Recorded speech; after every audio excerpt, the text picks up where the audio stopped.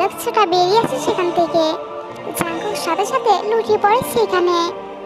তেজ ছুটে জাঙ্কুকের কাছে গিয়ে পেট থেকে তলোয়ারটা বের করে দেয়। জাঙ্কুক, তুমি ঠিক আছে? Jungkook, Jungkook. ও তো শেষতে, তোদের গেম শেষ। চুপ করে জাঙ্কুক, জাঙ্কুক কথা বলো। কাই আবার এগিয়ে আসছিল তের দিকে। তেকে মারতে যাবে, তার আগেই পাশে পড়ে থাকা তলোয়ারটা কাই পেটে ঢুকে দিল জাঙ্কুক। কাইও লুটিয়ে পড়ে পাশে। জাঙ্কুক নিজের রক্তমাখা হাতগুলো তের গালে রেখে কাবা কাবা কণ্ঠে বলে, ভালোবাসি তেজুজান, আমাকে ক্ষমা করে দিও। তোমার পরিবারকে মায়ের শাস্তি স্বরূপ হয়তো এই শাস্তিটা পেলাম আমি। এই জন্মে আর তোমায় পাওয়া হলো না আমার তেজুজান, কিন্তু আমাদের আবার দেখা হবে। দেখো, আমাদের এই পবিত্র ভালোবাসার পূর্ণতার জন্য আমরা আবার জন্ম নিব। সেটাই হবে আমাদের পুনর্জন্ম। হ্যাঁ হ্যাঁ, সেটাই হবে আমাদের পুনর্জন্ম। ভালোবাসি তেজুজান, ভীষণ ভালোবাসি তোমায়। জাঙ্কুক ওর চোখগুলো বন্ধ করে নিল। তে হাউমাউ করে কেঁদে উঠল। আশেপাশে ধ্বংসগুলো দেখছে সে। মৃত্যুপুরী সেই ঘটনা রিপিট হলো আবার। তুমি যদি না থাকো আমি কি করবো জাঙ্কুক? আমি তোমাকে ভীষণ ভীষণ ভালোবাসি জাঙ্কুক। আমার খুব করে বিশ্বাস করতে ইচ্ছে করছে তোমাকে, তোমার ভালোবাসাকে। আমার ভালোবাসা, তোমার ভালোবাসা, আমাদের ভালোবাসাতে সত্যি হয়। আমাদের আবার দেখা হবে জাঙ্কুক। এই রিভেঞ্জ গেমে শেষ পরিণতি হিসেবে আমরা সবাই হেরে গেলাম। হয়তো উপরওয়ালা চায় আমাদের জাতি বাতিল হয়ে যাক, ভ্যাম্পায়ার জাতি ধ্বংস হয়ে যাক। যদি তাই হয় তবে আমি রাজি। এই পুরো ভ্যাম্পায়ার রাজ্য শেষ হবে আমার মৃত্যুতে, আর আমি তাই করব। এই ধ্বংসের সমাপ্তি ঘটাতে চাই আমি। আমার জন্য অপেক্ষা করবে তো জাঙ্কুক? আবার দেখা করবো আমরা, আমরাই সবাই আবার এক হব। তোমার ভালোবাসা যদি সত্যি হয় আমাদের মিলন কেউ আটকাতে পারবে না জাঙ্কুক। আমি আসছি, তোমার তেজও আসছে জাঙ্কুক। হ্যাঁ, আমরা আবার জন্ম নিব। অসম্পূর্ণ ভালোবাসাকে পূর্ণতা করতে আমাদের জন্ম হবে আবার পুনর্জন্ম। এইটুকু বলেই তে নিজের হাতে তলোয়ারটা নিজের পেটে ঢুকিয়ে দিল।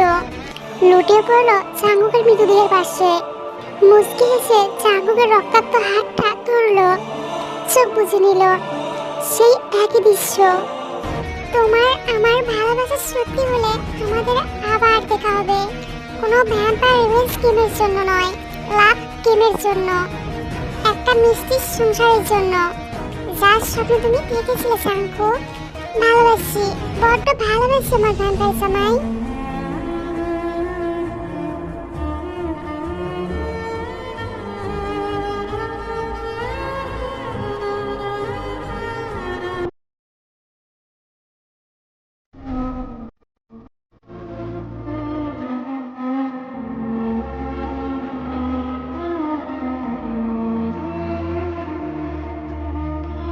ধীরে ধীরে চোখ মুছে মৃত্যুর পরিতে বাইরে দিল তে।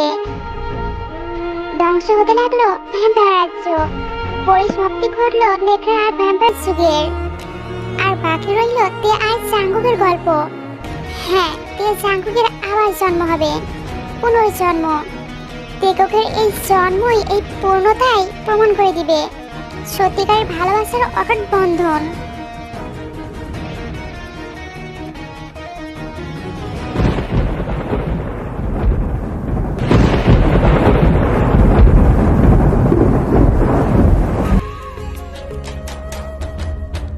বইটা বন্ধ করে দিল তে। বইটার পুরো গল্প পড়ে তের ভীষণ পরিমাণ মন খারাপ হয়।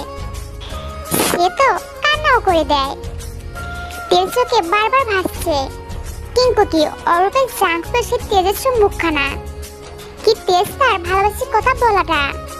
তের কানে বারবার প্রতিধ্বনিত হচ্ছে সেই বাক্যটা, আমাদের আবার দেখা হবে।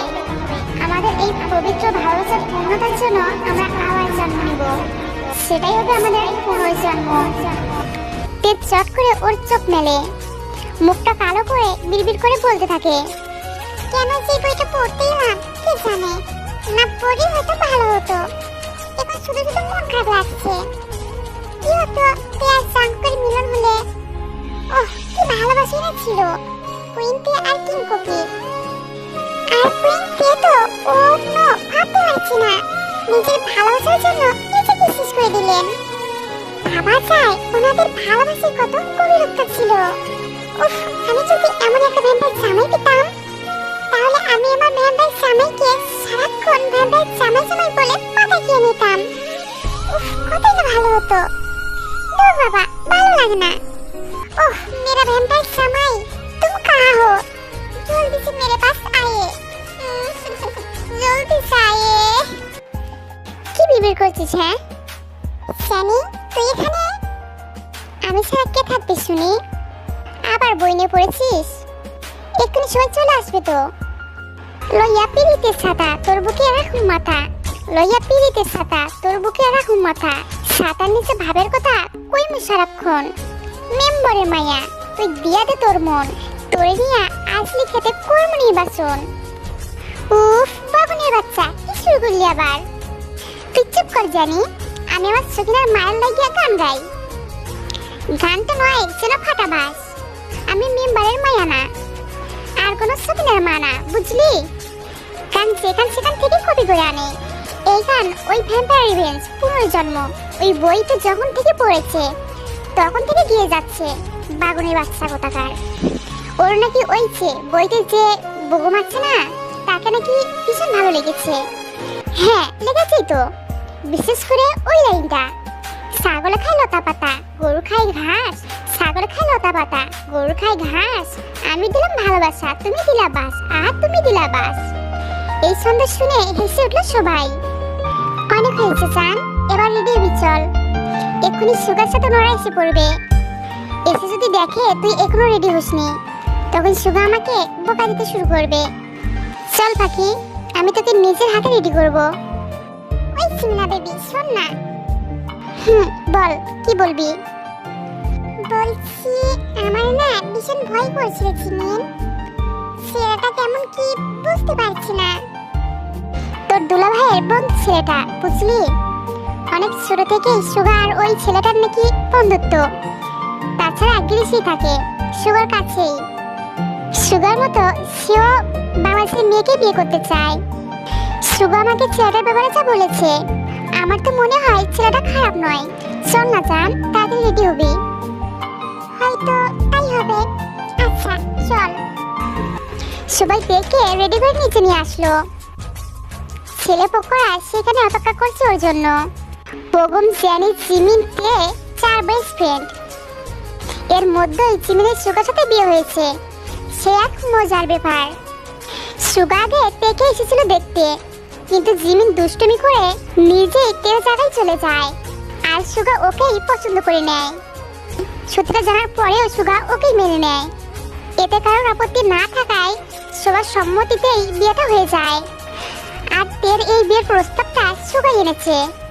মা, মায়ের মুখটা তোলো মা, ওনারা তো দেখবেন। আয়ু কি করছো? মা অনেক লজ্জা পাচ্ছে। এইভাবে বলার কি আছে? হ্যাঁ, আমার মেয়ে কি দেখতে শুনতে খারাপ নাকি? আমাদের মেয়ে হলে লাখে একটা, বুঝলে? কি বলো ভাইয়া? হ্যাঁ, আমার ভাইটা একদম ঠিক বলেছে। আমাদের সবার আদরের তেমামনি আমাদের সবার চোখের মনি। ঠিক বলেছে সুবীর। আমার মেয়েটা যে এত তাড়াতাড়ি বড় হয়ে যাবে ভাবতেই পারিনি। মেয়েটাকে ছেড়ে যে কিভাবে থাকবো?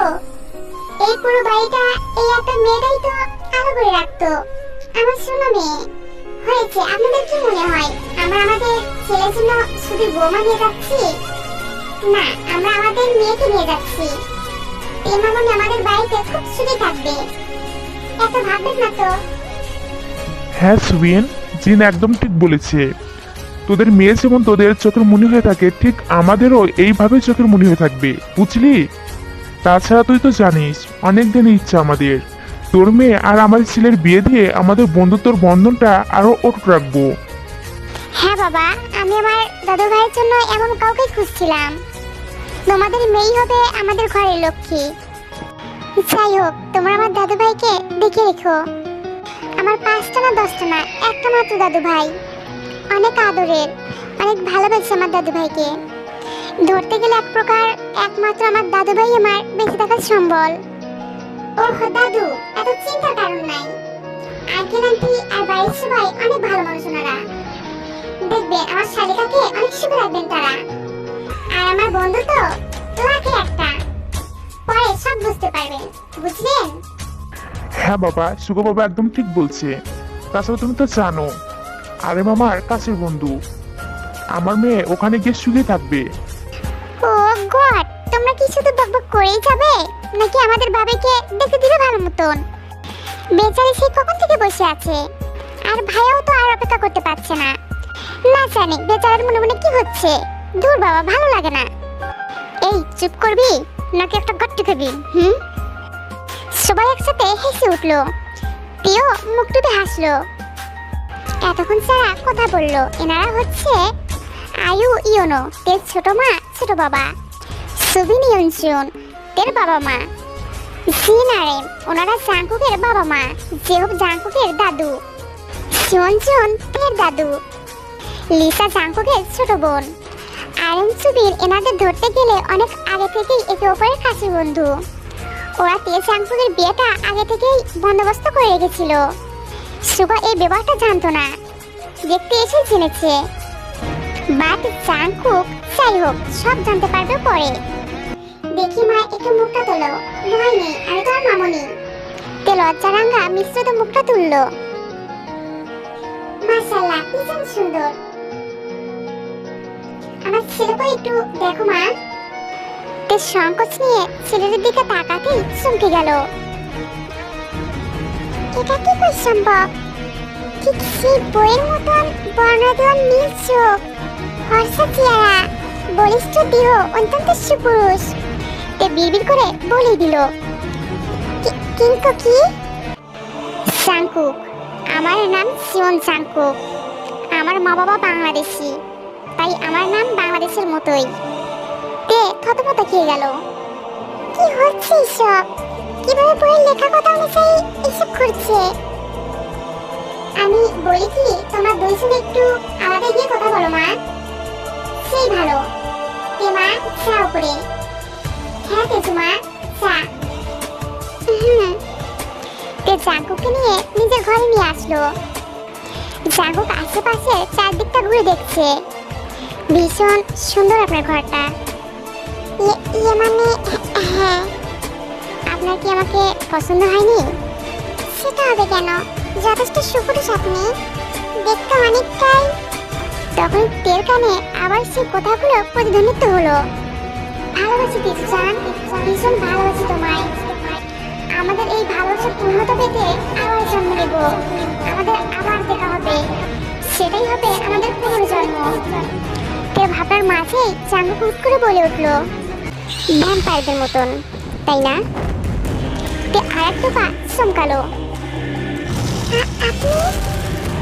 ওই যে একটা বই আছে না, ভ্যাম্পায়ার রিভেঞ্জ পুনর্জন্ম, ওইখান থেকেই পড়েছি।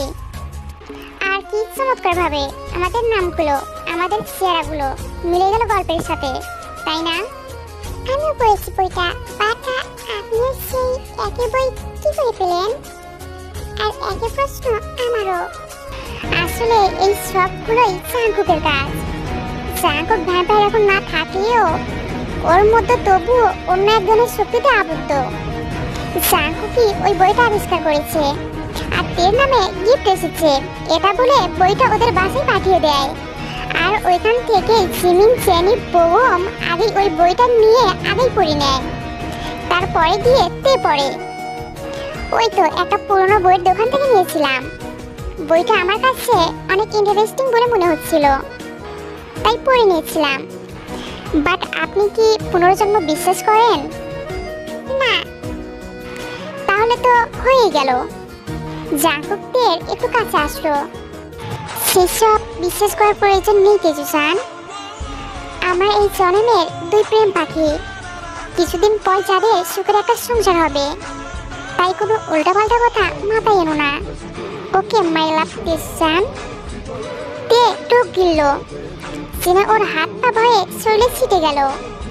বিড়বিড় করে বলতে লাগলো, কি আজব ছেলে রে বাবা, এমন কাছে এসে কথা বলে কেন? ইউ নো তেজু জান, বইটা পড়েই ভেবে নিয়েছিলাম তে নামের কাউকেই বিয়ে করব। তারপর তোমার কথা সুকা যখন বলল তখনই মনে হলো তুমি সেই মানুষ। আল্লাহ আমাদের মিলন লিখে রেখেছে। আল্লাহর উপর ভরসা কিসেন দেখছি। অনেক, চলুন নিচে যাই। তে আর জাঙ্কুকের পরিবার দুজনের সম্মতি নিয়ে সেই দিনই বিয়ে পড়িয়ে রাখে। কিছুদিন পর ধুমধাম করে বউ বাড়ি নিয়ে যাবে তারা। জিমিন সুগা ওরা ওদের মনে। যখন তাকে গিয়েছে নিয়ে যাওয়া হবে, জিমিনও যাবে সুগার সাথে। জেনিরও বিয়ে ঠিক করে রেখেছে বুগমের সাথে। ওরাও চুটিয়ে প্রেম করছে। তে আর জাঙ্কুক ছাদে বসে আছে, দুইজনই চুপ। জাঙ্কুক আগে নীরবতা কাটিয়ে বলে উঠলো, একটা কথা বলে কিছু। বলো। বাহ, তুমি আমাকে তুমি বলে ডাকলে সুন্দর তো। স্বামী স্ত্রী যখন হয়েছি তখন ডাকতেই তো হবে, তাই না? ভালোবাসি তেজু। তের বুকটা ধপ করে উঠলো। হঠাৎ করে জাঙ্কুক এভাবে ভালোবাসি বলবে ভাবেনি সে। তের কাছে এই ব্যাপারটা একদমই ওই বইতে পড়ার মতো লেগেছে। সে হা করে জাঙ্কুক দিকে তাকিয়ে আছে। তখন জাঙ্কুক আবার, তুমিও বলো না তেজু। ইয়ে না মানে। আচ্ছা থাক, সময় নাও। তে মুচকে হাসলো। কিছুক্ষণ চুপ থাকলো, চোখ বুজে সময়টাকে অনুভব করতে লাগলো। তার চোখে শুধু এইবার ভেসে উঠলো বইয়ের ওই দুটো লাইন, তোমার আমার ভালোবাসা সত্যি হলে আমাদের আবার দেখা হবে। কোনো ভ্যাম্পায়ার স্কিমের জন্য নয়, ক্লাব গেমের জন্য। তে চট করে ওর চোখ খুললো, ধর পড়ে তাকালো জাঙ্কুকের দিকে। তার মনে হলো যেন এই দুটো লাইন কোনোভাবে ওই বলা। ও কাউকে কথা দিয়েছিল ভালোবাসার পরিণতি পেতে। তবে কি সত্যি আমি ছিলাম? আর এই দুটো লাইন লেখা কথা কি আমারই ছিল? উফ, কি হচ্ছে আমার সাথে? জাঙ্কুক বুঝলো যে তে কিছু একটা অনুভব করছে, তাই সে বলল, চলো তেজু নিচে যাই, বেশিক্ষণ থাকলে ঠান্ডা লাগবে। জাঙ্কুক এগিয়ে গেল নিচে যাওয়ার উদ্দেশ্যে। তে সেইখানে কিছুক্ষণ আটকে দাঁড়ালো। জাঙ্কুকের যাওয়ার দিকে তাকিয়ে মুচকি এসে জোরে সোরে বলে উঠলো, ভালো আছি ভ্যাম্পায়ার জামাই। সাথে সাথে জাঙ্কুক পিছু ফিরলো। সে আর একটু দেরি না করে সঙ্গে সঙ্গে শব্দ করে হেসে উঠে বলল, ভালোবাসি ভ্যাম্পায়ার কুইন, ভীষণ ভালোবাসি। তে জাঙ্কুককে এসে জড়িয়ে ধরলো। জাঙ্কুকও আগলে নিল নিজের কুইনকে। জাঙ্কুক নিজের ভালোবাসার তেজুকে পরম যত্নে কপালে আর ঠোঁটে পরিপূর্ণ রক্তিম এক প্রেমময় চুমুতে ভরিয়ে দিল। তে আরো আষ্টে পিষ্টে জাঙ্কুককে ওর দু হাতে জড়িয়ে নিল। জাঙ্কুকের বুকে ওর মুখটা ডুবিয়ে তৃপ্তির মতন আকর্ষণীয়ভাবে একের পর এক চুমু এঁকে দিচ্ছে। দুইটি দেহ এক হয়ে যেন একটি দেহ পরিণত হয়েছে। তাদের এই ভালোবাসার সাথী হিসেবে রইল আকাশে ওঠা সেই পূর্ণিমার চাঁদ। এইভাবেই পূর্ণতা পেল তে জাঙ্কুকের পুনর্জন্ম। তাদের পবিত্র ভালোবাসার শেষমেশ তাদের পরিপূর্ণভাবে মিলন করিয়ে দিল, এক করেই ছাড়লো। এটাকে বলে পবিত্র ভালোবাসার এক মহাপ্রাপ্তি। এইভাবেই বেঁচে থাকুক আর পূর্ণতা পাক সকল পবিত্র ভালোবাসা।